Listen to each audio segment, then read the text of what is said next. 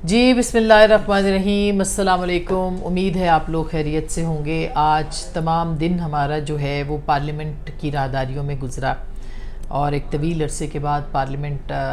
میں جا کے کام کرنے کا اتفاق ہوا۔ میرا تو آغاز ہی پارلیمنٹ کے ساتھ تھا 2002 میں رپورٹنگ کا، لہٰذا ایک انسیت بھی ہے، ایک محبت بھی ہے، اور پارلیمنٹری ڈیموکریسی میں پارلیمنٹ ایک بڑا اہم کردار بھی ہے۔ بہت سے لوگوں سے ملاقات ہوئی، جس میں کہ نون لیگ، پیپلز پارٹی، ایون کچھ پی ٹی آئی کے جو ناراض اراکین ہیں، جے یو آئی ایف اور مختلف جو اراکین اسمبلی ایم کے ایم، ان کے اراکین اسمبلی سے اور اراکین پارلیمنٹ سے ملاقات ہوئی، اور بہت سی خبریں ہیں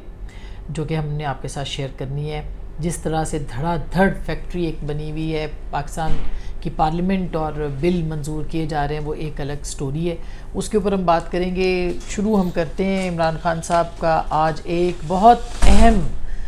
دن تھا، گواہ پیش ہونے تھے اور گواہ غائب ہو گئے۔ اس کے اوپر ہم جو ہے وہ آپ کو کچھ بتاتے ہیں، کیونکہ عمران خان صاحب اب ایک ایسی جگہ پھنس چکے ہیں جہاں سے ان کو کوئی اب رستہ نکلنے کا نہیں مل رہا۔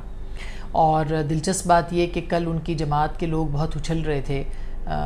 خاص کر کے جو بیرون ملک بیٹھے ہوئے ہیں، وہ کہ بڑا ایک چھکا مار دیا کہ میجر جنرل صاحب جو موجودہ ہیں اور پہلے بریگیڈیئر صاحب تھے ان کے ساتھ، ان کا نام دے دیا گیا ہے، اور وہ ایسا نام ہے جس کے اوپر جو ہے وہ اب فوج کو آنا پڑے گا اور سب کچھ کرنا پڑے گا، اور کیونکہ انہوں نے تحائف بیچے اور یہ سب کچھ کیا۔ لیکن آج جب گواہوں کی لسٹ سامنے آئی تو بڑی دلچسپ صورتحال جو ہے وہ عدالت کے سامنے پیش ہو گئی۔ 4 گواہ جو ہیں وہ انہوں نے توشہ خانہ کیس میں جو ہے وہ عدالت کو بتائے، اور ان سے کہا کہ آپ یہ جو گواہ ہیں ان کے اوپر آپ ہمیں یہ پیش ہوں گے، اور اس میں ان میجر جنرل صاحب کا نام ہی شامل نہیں تھا۔ یعنی کہ جو گواہوں کی لسٹ آئی اس کے اندر مختلف لوگ تھے، جس نے کوئی پٹیشن، کوئی فارم بی کی دستاویز تیار کی ہیں تو وہ اس میں تھے، اور اس طرح کے بہت سارے لوگ تھے، مگر اگر نہیں تھا تو وہ میجر جنرل صاحب نہیں تھے، جن کے اوپر پاکستان تحریک انصاف کے لوگ جو ہیں وہ کل سے اچھل کود کر رہے تھے۔ وہ کیوں نہیں تھے، یہ ایک الگ سٹوری ہے کہ وہ پیش ان کو ہونا تھا، نہیں وہ حاضر سروس ہے، آ بھی گئے تو عمران خان صاحب کے تو خلاف ہی ان کی گواہی جائے گی، کیونکہ جو شواہد ہیں اس میں تو یہ صاف نظر آ رہا ہے کہ بادی النظر میں ضرور اس کو بہت احتیاط کے ساتھ استعمال کروں گی، اور رسپانسبل جرنلزم یہی ہوتی ہے۔ بادی النظر میں یہ ایک بہت ہی کلیئرٹی کے ساتھ مس ڈیکلیریشن کا کیس ہے، اور مس ڈیکلیریشن کا معاملہ ہے، یعنی کہ آپ نے جتنے پیسے تھے آپ کے پاس وہ آپ نے اتنے شو نہیں کیے اپنے اثاثوں کے اندر، اور اپنی جو تفصیلات ہیں گوشواروں کی اس کے اندر، وہ کہاں سے آئے تھے، وہ کیوں آئے تھے، اس میں تحائف بیچے گئے تھے نہیں بیچے گئے تھے۔ یہ ایک بہت اوپن اینڈ شٹ کہا جا رہا ہے، مگر بہرحال یہ ایک کافی اہم کیس ہے اور اس کا فیصلہ عدالت کرے گی۔ مگر یہ جو اس کی جو فہرست ہے نا جو گواہوں کی، اس میں آج ایک ٹیکس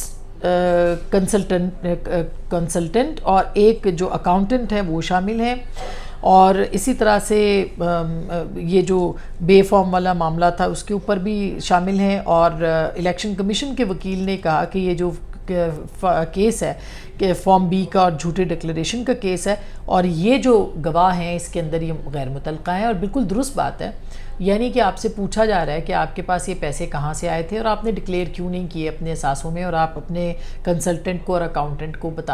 پیش کر رہے ہیں کہ آپ ان سے پوچھیں، جو کام جو ہے وہ عمران خان صاحب کو کرنا تھا وہ ان کے ذمے لگایا جا رہا ہے، یا میجر جنرل صاحب کے۔ اچھا میجر جنرل صاحب بھی آئیں گے تو کیا کہیں گے؟ فار ایگزامپل ہم ایک زیوم کر لیتے ہیں، وہ بھی آئیں گے تو کہیں گے کہ ان سے پوچھا جائے گا کہ بھائی آپ بتائیے کہ عمران خان صاحب کے تحفے آپ نے بیچے، وہ کہیں گے جی ہم نے نہیں بیچے۔ اب وہ کہیں گے کہ کیوں بیچے، وہ کہیں گے جی کہ خان صاحب نے کہا یا بشرا بیگم صاحبہ نے فرمایا تھا اس لیے میں نے وہ بیچ دیے۔ وہ کہیں گے پیسے کہاں سے لیے، وہ بتا دیں گے کہ پیسے ان کے پاس سے آئے تھے، وہ بتائیں۔ ان سے پوچھا جائے گا کہ آپ کے پاس پیسے کتنے آئے، وہ بھی ان کو بتانا پڑے گا کہ اتنے پیسے آئے، اور پھر ان کو یہ پوچھا جائے گا کہ جب اتنے پیسے آئے تو آپ کو آپ کے جو باس تھے انہوں نے یہ کیوں نہیں کہا کہ اس کو ڈکلیئر کریں اپنے اثاثوں کے اندر۔ تو یہ تو بہت ہی آبویس ہو جائے گا۔ تو میرا خیال ہے کہ نام دینے کے بعد ان کے جو وکلاء تھے ان کو شاید اس بات کی ریئلائزیشن ہوئی ہوگی کہ یہ میجر جنرل صاحب تو ان کو پھنسا سکتے ہیں، لہٰذا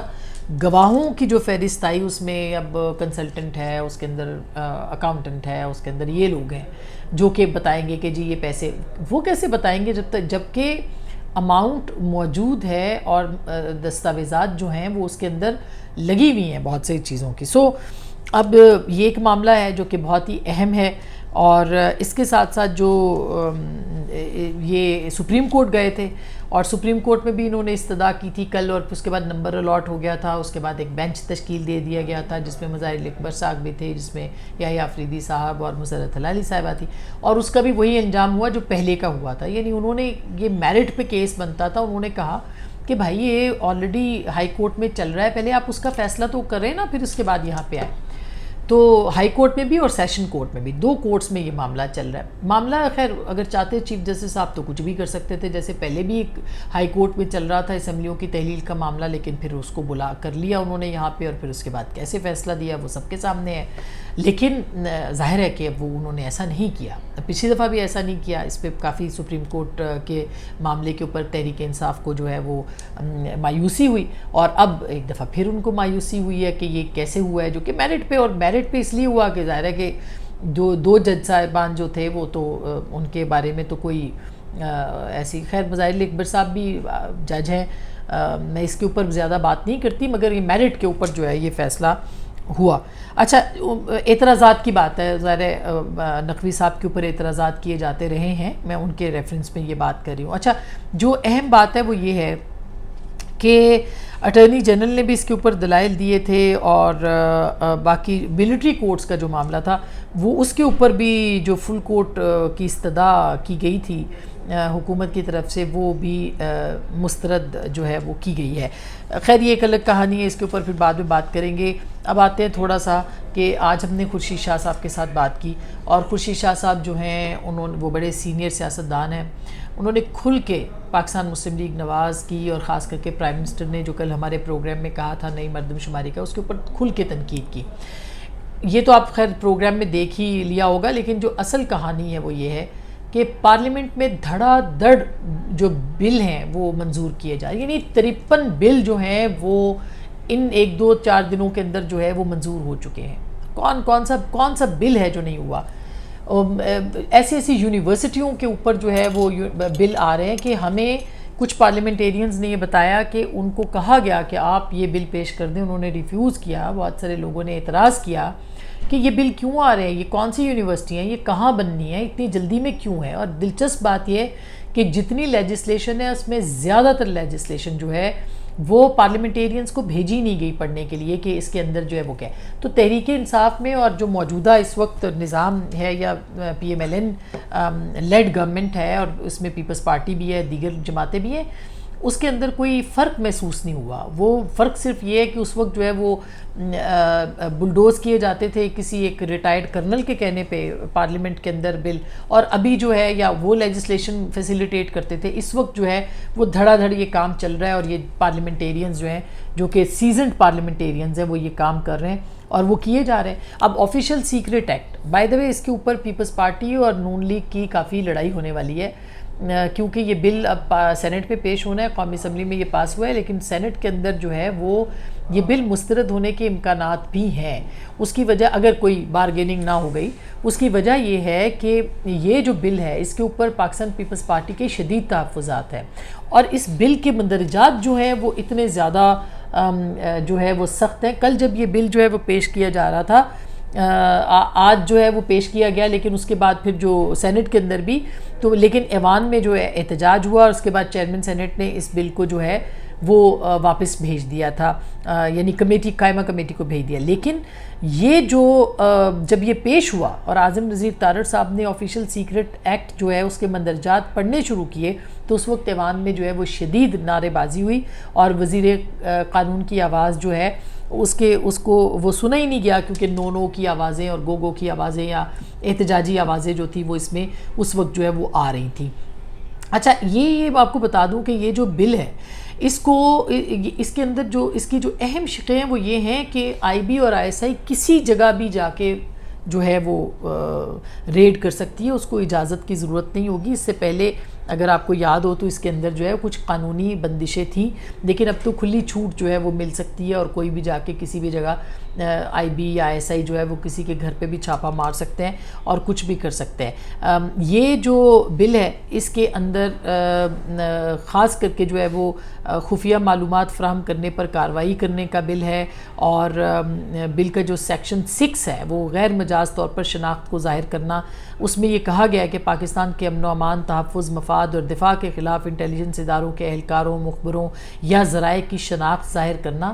جرم تصور ہوگا. پھر اس میں ایک سیکشن 8 ہے جس میں کہا گیا کہ دشمن کی تعریف یوں کی گئی کہ یہ کوئی بھی وہ شخص جو بالواسطہ یا بلا واسطہ جانے انجانے بیرونی قوت، ایجنٹ، نان سٹیٹ ایکٹر، ادارے، ایسوسی ایشن یا گروپ کے ساتھ کام کرتا ہے، اس کا مقصد پاکستان کے مفاد اور تحفظ کو نقصان پہنچانا ہے. یعنی کہ اس کی ڈیفینیشن ہی اتنی ویگ سی ہے، کوئی بھی اس کو استعمال کر کے ایجنسیاں وغیرہ جو ہے وہ اس کو استعمال کر سکتی ہیں. پھر سیکشن 9 ہے جس میں کہ اکسانے، سازش کرنے، معاملت کرنے والوں کو جرم میں شریک سمجھ کر وہی سزا جو ہے وہ دی جائے گی. پھر یہ ہے کہ آفیشل سیکرٹ ایکٹ ترمیمی بل جو ہے اس کے اندر یہ بہت زیادہ جو اعتراض کیا جا رہا ہے وہ یہ کہ سرچ وارنٹ سے متعلق جو شک ہے کہ انٹیلیجنس ادارے کسی جرم یا جرم کے شعبے میں ضرورت پڑنے پر بغیر وارنٹ طاقت کے زور پر کسی بھی وقت کسی شخص کسی بھی جگہ کی تلاشی جو ہے وہ لے سکتے ہیں. یعنی کھلی چھوٹ آپ نے دے دی ہے کہ کسی جگہ بھی آپ چلے جائیں اور بغیر کسی وارنٹ کے، سرچ وارنٹ کے جو ہے وہ آپ جا کے چھاپا مار سکتے ہیں اور ہراساں کر سکتے ہیں. اس میں پھر یہ بھی کہا ہے کہ انٹیلیجنس ادارے جو ہیں جس میں کہ اسپیسیفکلی آئی بی اور آئی ایس آئی جو کہ سویلین ادارے ہیں، شک کی بنیاد پر کسی بھی قسم کی دستاویزات، نقشے، ماڈل، آرٹیکل، نوٹ، ہتھیار، الیکٹرانک آلات ضبط کرنے اور ملزم کو گرفتار کرنے کے مجاز ہوں گے. یعنی کہ یہ تو پہلے اس کی ضرورت کیوں محسوس ہوئی ہے، یہ بھی ایک بہت اہم سٹوری ہو سکتی ہے. اس کی تحقیق میں ہم جائیں گے. اور پھر ایف آئی اے کے جو اختیارات ہیں ان کو بھی آفیشل سیکرٹ ایکٹ کے تحت جو ہے اس پہ کافی زیادہ وہ ملی ہے، پذیرائی ملی ہے یا انہینسمنٹ ہوئی ہے. اسی طرح سے تحقیقات کے لیے ایف آئی اے کے جو کہ گریڈ 17 یا اوپر کے جو افسر ہیں ان کو بھی ڈی جی ایف آئی اے کی جانب سے نامزد کیا جا سکتا ہے. یہ بھی ترمیم بل کا حصہ ہے. بہرحال بہت ساری چیزیں، لیکن سب سے زیادہ شک یہ کہ سرچ وارنٹ کے بغیر آپ کہیں بھی جا سکتے ہیں. پاکستان کے اندر ایجنسیوں کی جو عمل دخل ہے اس کے اوپر پہلے سے بہت سارے اعتراضات ہیں. اس میں بھی کوئی دو رائے نہیں ہے کہ جب بدترین ہماری دہشت گردی تھی اس وقت بھی یہ اختیارات نہیں دیے گئے تھے. تو کیا اس کو سیاست دانوں یا سیاسی لوگوں کے لیے استعمال تو نہیں کیا جائے گا؟ کسی کے اوپر بھی کوئی الیکٹرانک وہ چیزیں جو ہیں وہ کی جا سکیں گی، اور اس کا استعمال، اس کے غلط استعمال کو کیسے روکا جائے گا؟ یہ بہت ایک اہم بات ہوگی جب آپ نے اتنا مقتدر اور اتنا معتبر اور اتنا بااختیار کر دیا اداروں کو. تو میرا خیال ہے اس کے اوپر پیپلز پارٹی اور پی ٹی آئی، اگر پی ٹی آئی چاہے، بڑا نمبر ہوگا سینٹ کے اندر اس کو ریفیوز کر سکتے ہیں. جماعت اسلامی بھی اور دیگر جماعتیں بھی وہ اس کو یہاں پہ ریفیوز کر سکتے ہیں، وہ اس کو روک سکتے ہیں. وہ سینٹ کے اندر اس کی جو اس کے اندر جو اس کو منظوری کا جو طریقہ کار ہے اس کے اندر آڑے آ سکتے ہیں. اور اگر سینٹ منظور نہیں کرے گا تو ظاہر ہے کہ یہ اپر ہاؤس ہے، اس کی بہت زیادہ امپورٹنس ہوتی ہے، اس کو یہ کرنا پڑے گا. مجھے چیک کرنا پڑے گا کہ اس کو واپس بھیج کے اس قومی اسمبلی پھر منظور کرے گی، پھر واپس لایا جائے گا، یہ تبدیل ہو گیا ہے. بہرحال اپر ہاؤس کی جو کانسنٹ ہے وہ اس کے اندر ضروری ہے. تو جاتے جاتے Pakistan P M L N اور پیپلز پارٹی اور یہ جو جماعتیں ہیں یہ، اور خاص کر کے پی ایم ایل این پہ اعتراض ہو رہا ہے کہ جس طرح سے وہ بلڈوز کر رہے ہیں اس پروسیس کو، یہ ایک پی ٹی آئی کی یاد تازہ کرنے کے مترادف ہو رہا ہے. یہ پارلیمنٹری ڈیموکریسی کے لیے کوئی اچھا سائن نہیں ہے. اور خورشید شاہ صاحب نے البتہ کہا ہے کہ حکومت اگر آئے گی، جو بھی آئے گی اگلی حکومت، اس کو یہ واپس لینے پڑیں گی لیجسلیشنز، لیکن کب آئے گی، کون جیتا ہے تیری زلف کے سر ہونے تک. تو اب دیکھتے ہیں کہ اس پہ کیا ہوتا ہے. اپنا بہت خیال رکھیے گا. اب تک کے لیے اتنا ہی، اور ہم آپ کو جو اس بارے میں انفارمیشن ہے وہ ہم دیتے رہیں گے. اپنا خیال رکھیے گا. اللہ نے کے بعد.